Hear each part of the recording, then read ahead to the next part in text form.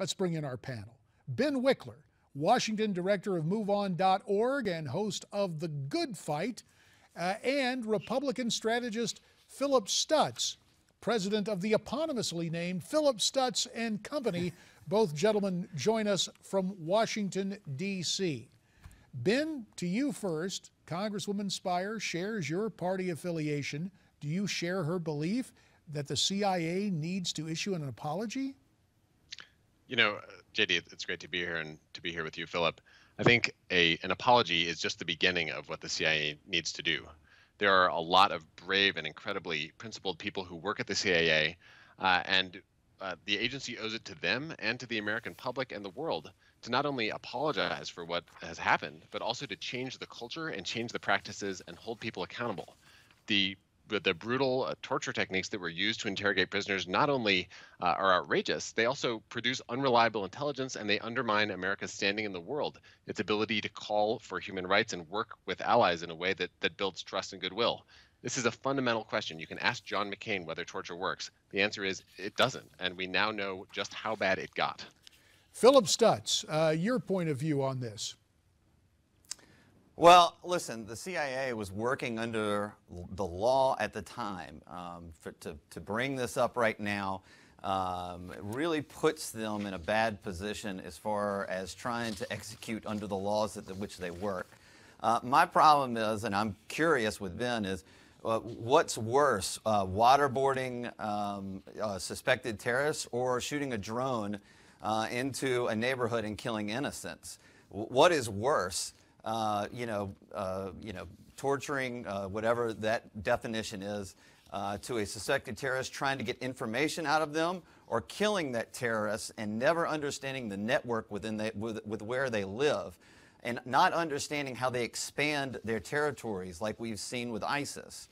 I'm not at all for any of this torture, but at the same time, we were waterboarding, we were sleep deprivating them, and the president is murdering people with drones, and we don't hear anything. He's murdering innocents with drones, and we don't hear anything from the left. So I just think it's, a little bit of a double standard, and when you have three former CIA directors from both administrations say that this report is outrageous, I tend to trust that. Well, there is someone else on Capitol Hill speaking out in opposition to the CIA, reacting to that report and taking it a step further. Let's take a listen to outgoing Colorado Democrat Mark Udall yesterday on the floor of the Senate. Director Brennan and the CIA today are continuing to willfully provide inaccurate information and misrepresent the efficacy of torture. In other words, the CIA is lying. The president needs to purge his administration of high-level officials who are instrumental to the development and running of this program. He needs to force a cultural change at the CIA. So, Mark Udall's losing his job courtesy of Colorado voters. Should CIA Director John Brennan lose his job? A minute 15 remains. First to you, Ben Wikler. He should. There are a lot of people that need to be held accountable for this. And, Philip, I'm with you that drone strikes that kill innocent people are a serious problem. And you have heard from MoveOn and plenty of folks on the left and the right about that. Torture is a serious problem, too. It's not as though waterboarding people is the alternative to drone strikes that kill civilians. We should be thinking about both of those problems. And from Brennan on down, the people who were the architects of this policy need to be held accountable so that this policy, this torture, is not repeated. Fair enough. Last word this segment to Phillip. Phillip, you got 30 seconds. Sure. I'd say that to the people that were on the 100th floor of the World Trade Center that were facing being burned to death or jumping off a tower, that they would want everything in their power to take these terrorists, to kill them, or to find out information to kill them all, and I'm okay with that. They want reliable intelligence that lets us take action and stop terrorist attacks, not unreliable Some of that was torture. reliable, some of it wasn't. And the final question for you to ponder as we go to break, what's worse, waterboarding or beheading? We're coming right back here on America's Forum. Let's continue our conversation with Ben Wikler, Washington director of MoveOn.org and host of The Good Fight, and our friend Republican strategist Phillip Stutts. Now, gentlemen, Congressman Trey Gowdy has promised that 2015 will include more hearings on the part of the select committee. He says we should, quote, not move on. At what time, Phillip Stutts, should the focus go to another issue?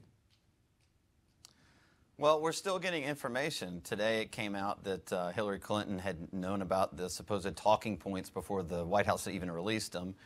Yesterday it came out that there were major security lapses around our embassy in Libya the day of the attack. And frankly, 4 people died. 4 Americans died, including an ambassador, when an ambassador had not been murdered in over 30 years. And until we understand exactly what happens, I say, let's investigate and figure it out. Now, Ben, for purposes of full disclosure, before we get to your answer, I don't know if you can kind of stand up or do what you need to do to the camera.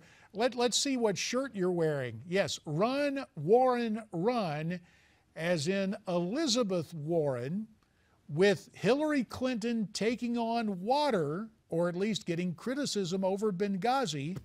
Does this, in a curious fashion, actually help Elizabeth Warren and further your ambitions for her? You know, I think they're entirely separate questions.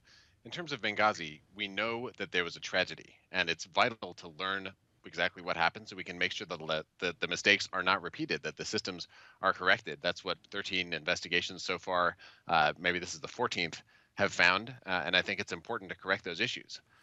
At the same time, the argument for Elizabeth Warren to enter this race, it's one that MoveOn.org members across the country just voted in favor of, 81.3% voting to encourage her to enter the race.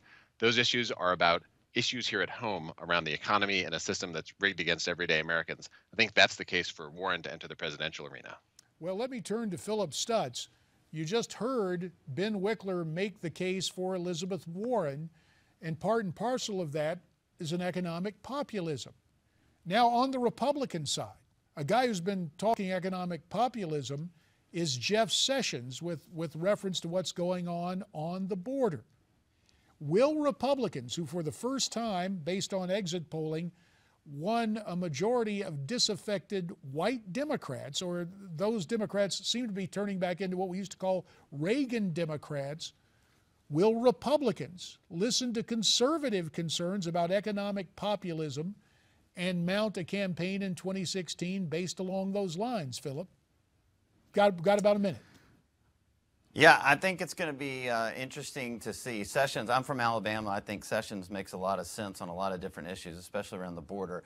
Look, the omnibus bill that's coming out is strange on both sides, and it puts off a lot of things until 2015. And I'd be interested to see if those economic populism issues are going to be addressed by the new Republican majority, and that's yet to be determined.